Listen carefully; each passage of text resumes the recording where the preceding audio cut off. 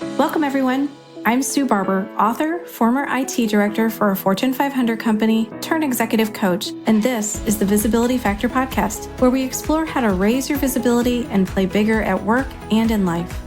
We'll explore key topics and welcome guests that help you shift your thinking about yourself so you can see new possibilities for your leadership. I'm on a mission to create a visibility movement for leaders to show their value and be seen for their true talent. Are you ready to take the next step towards a higher level of visibility for yourself? Let's go. Today's episode of the Visibility Factor podcast is brought to you by Amplify You, the ultimate program designed to unleash your full potential and amplify your success. Imagine having a personal coach cheering you on, guiding you through a journey of self-discovery, and helping you break free from those limiting beliefs that have been holding you back. That's exactly what Amplify You is all about. Whether you're a leader now or aspiring to be one, this program is your ticket to a more confident, empowered you. It's like having a supportive friend in your corner encouraging you to dream big. It's about having the career success that you want and creating a life you truly deserve. Amplify You offers a unique experience to help you build the confidence to tackle any challenge life throws your way. If you're interested in learning more about the program, please visit susanmbarber.com and click on the menu item Programs. Are you ready to transform your life and your career? Let's make it happen. Hello, everyone. Welcome back to the Visibility Factor podcast. This is Sue Barber, your host. Today, we're going to talk about how leaders can feel undervalued and what they can do about that. I met with someone the other day who is a VP and has been with her company for about 5 years. She's done some really innovative things and delivered some great revenue generating opportunities to the company. The role that she is in was created for her, and she has strategic influence across the entire organization, but she doesn't have any direct reports, nor does she really have a place to advance to easily in the company. So she wanted to talk about her options for either staying or leaving the company in the next year or two. She loves the company and doesn't want to leave, but is feeling a bit undervalued and doesn't really have any opportunities to keep growing. So we talked about what it would look like for her to leave the company. She shared some potential companies that might be of interest to her, the types of roles that she might want, the salary she would want. What I noticed is that when she was mentioning different roles, she was choosing roles that were a lower level than where she is and salaries that were lower as well. So I shared this observation with her and said, it's interesting to me you're bringing up roles that are less than where you are, and I'm just curious why you're choosing those. And she said, well, I wasn't sure I could get paid what I'm getting paid or get the same role at the same level as I am today. And I said, is it possible that this is a story that you're telling yourself? Haven't you already provided great value to this company that you're at? And why couldn't you bring that same value to another company? So what was happening is that she didn't feel valued where she is. And so her own thoughts projected that lack of value when she spoke about herself moving up to a new company. And what I said to her was that her thoughts about her value are showing up even when she doesn't think that they are.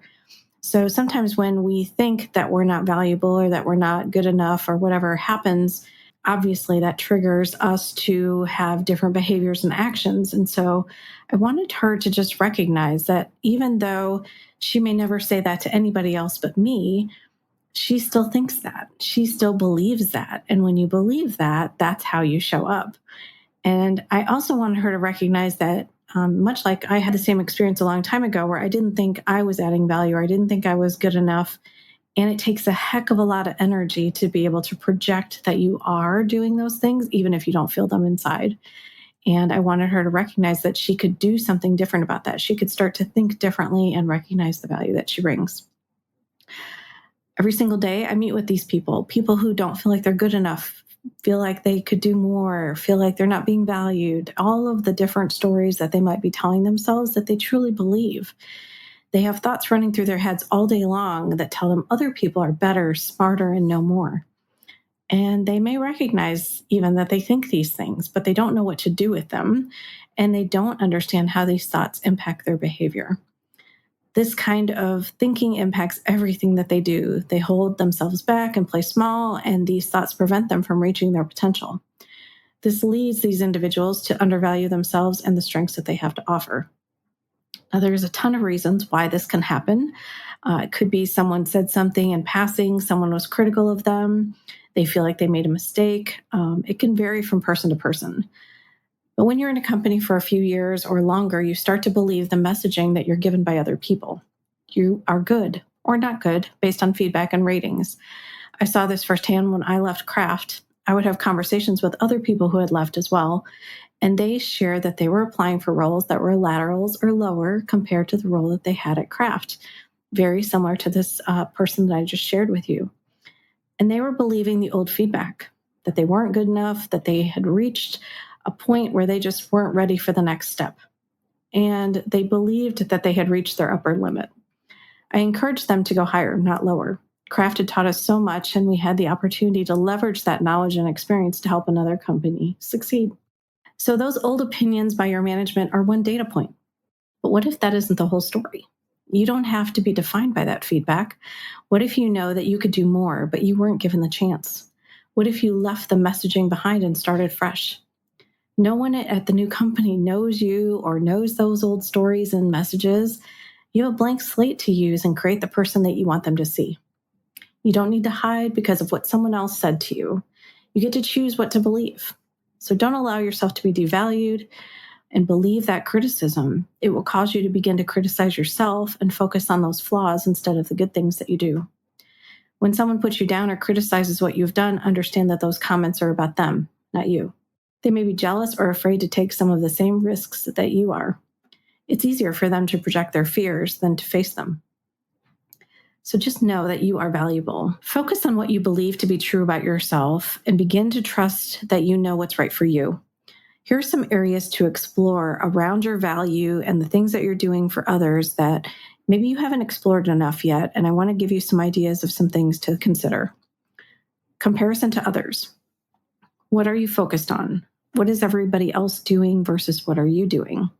Sometimes you can get so caught up in everyone else's plans, ideas, and thoughts that you can't even think about your own. You don't know how to make a decision for yourself. You start to trust what everyone else does more than you.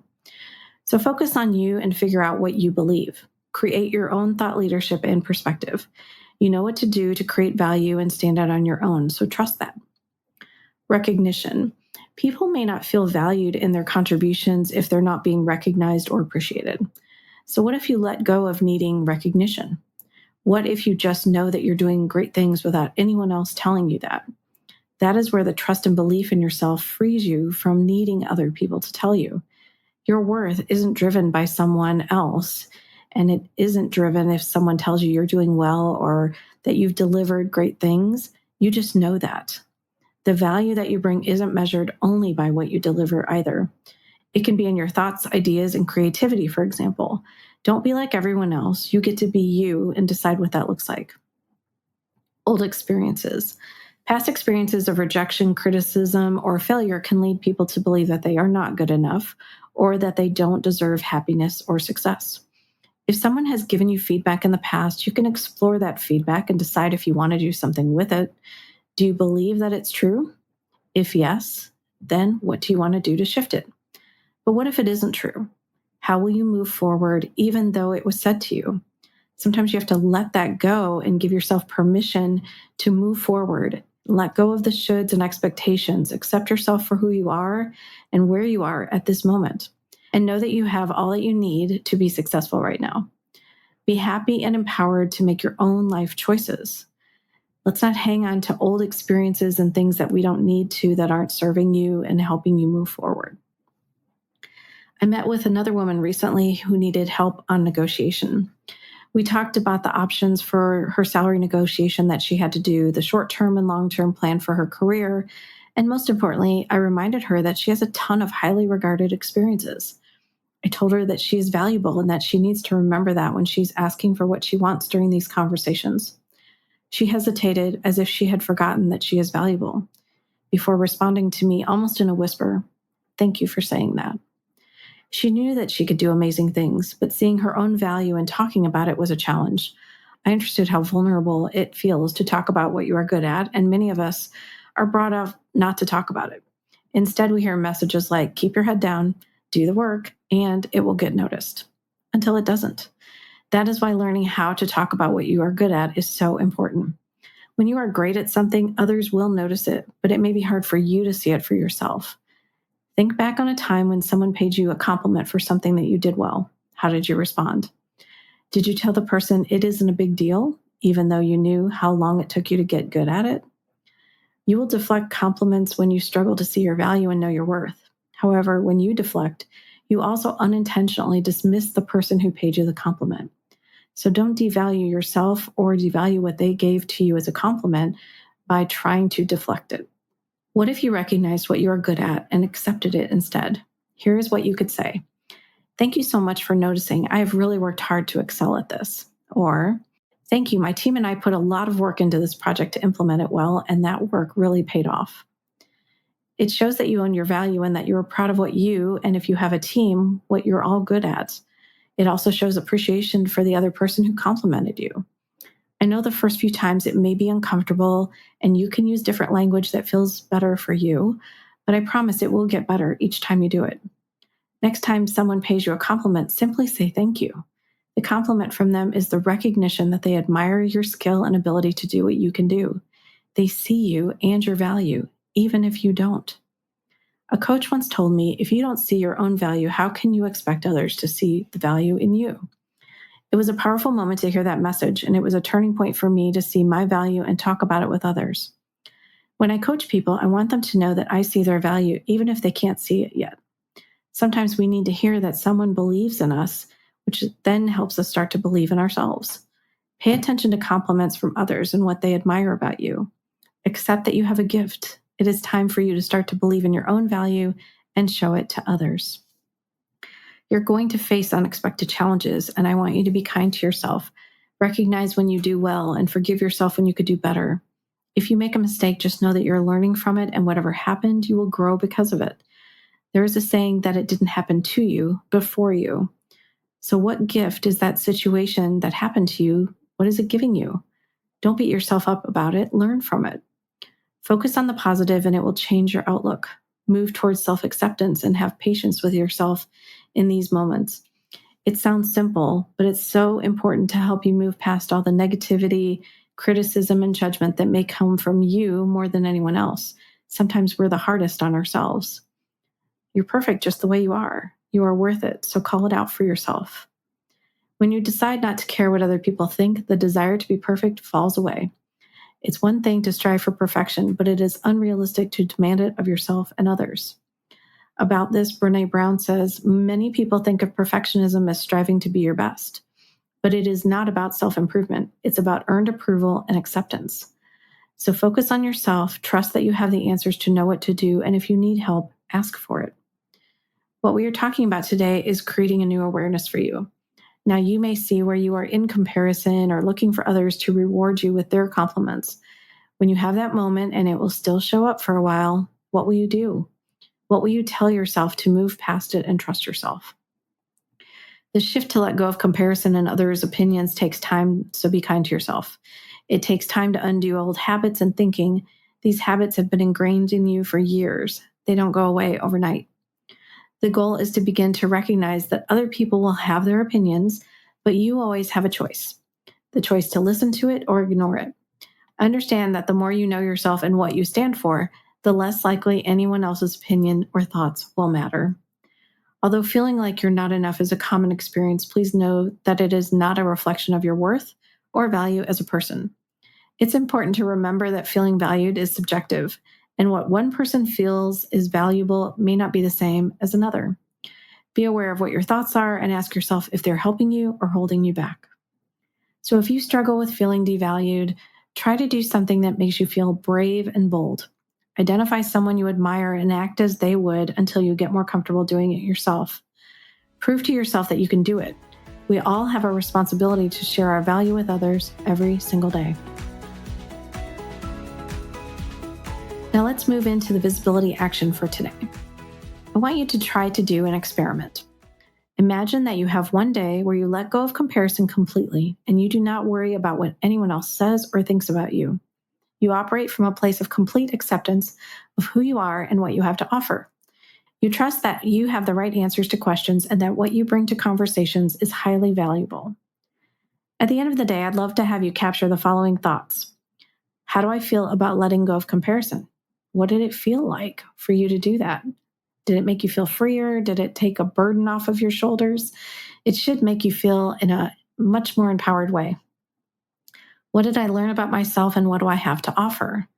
I think sometimes, unless we're forced to look at that, we're just on automatic pilot and we don't realize how great we are and what we have to bring to the party. So take some time to think about that. How did letting go of comparison impact what I did or said throughout the day? I think it's an interesting thing because most of the time we're starting to look for other people's opinions or thoughts before we respond. And so imagine if you didn't have to do that. You had a thought in your head and you actually just said it. You had an idea and you shared it. You had a recommendation and you talked about it. It's a very freeing moment, right? You're not spending energy trying to figure out what someone else thinks first and then marrying that up against what you think. You just get to say what you think. It's a really great opportunity. And then what would it feel like if you did this every day? Try this one day, just one day, and see how it feels. And then imagine if you did it for an entire week or an entire month or for the rest of your life. This is what we're trying to do, is build up this muscle for you that you are valuable, that you can think for yourself, that you have great ideas, and that people need to hear them. Thanks so much for joining today on the Visibility Factor podcast, and we'll catch you on the next one. Thanks so much for listening to the Visibility Factor podcast. Remember that visibility starts with small steps that are intentional and consistent each day. Be bold, be visible, be the leader you were meant to be. Find us and subscribe on Apple Podcasts, Spotify, and wherever else you listen to podcasts. Follow us on all of our social media platforms, which are highlighted in the show notes. Thank you for listening, and we'll see you next time on the Visibility Factor podcast.